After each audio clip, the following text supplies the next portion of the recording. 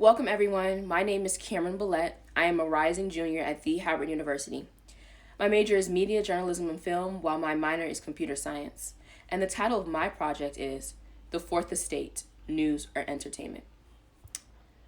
I decided to do this project because I wanted to do something, one, that was relevant, and two, something that was a current event.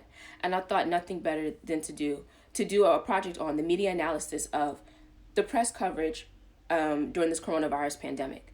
And when I say press coverage, I mean I heavily focused on the transition from the media reporting news and information surrounding this pandemic from the president to transitioning to reporting news and information surrounding this pandemic from actual researchers, scientists, doctors, and other frontline workers. I called it the Fourth Estate, News or Entertainment, because if you don't know already, the Fourth Estate is kind of an outdated term, but it just refers to all of those who report the news.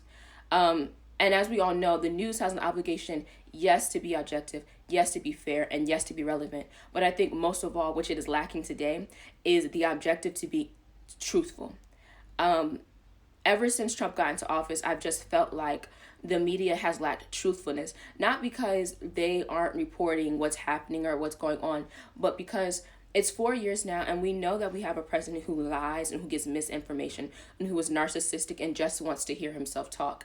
And yet, not only during this very serious pandemic, but with lives being lost around the world, the news still not only airs his press briefings based on this pandemic, but they air them live.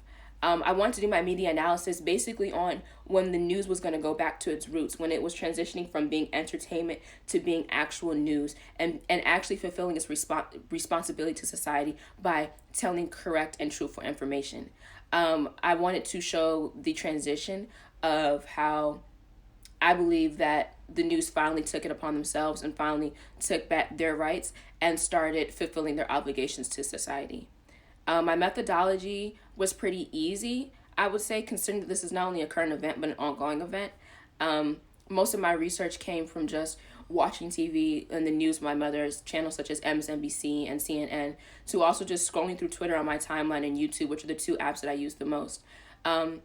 What I would do is every day I would surf the app a couple times a day, and I would just send myself tweets and videos and other things to myself to collect information. Then when I was done, I would pare down what I thought was most important, what was most relevant, and then I put it into my timeline. I hope you can see my objective and my goals through this timeline, and I hope you enjoy.